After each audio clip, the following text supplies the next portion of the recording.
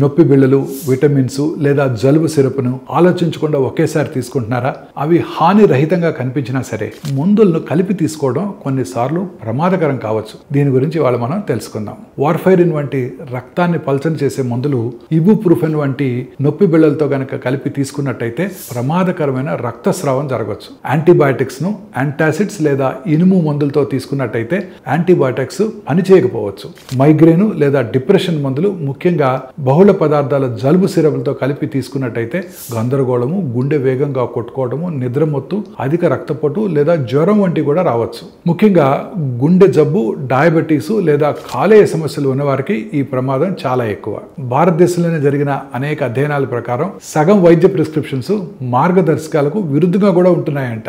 So మీరు తీసుకునే ప్రతి మందు గురించి డాక్టర్కి చెప్పండి.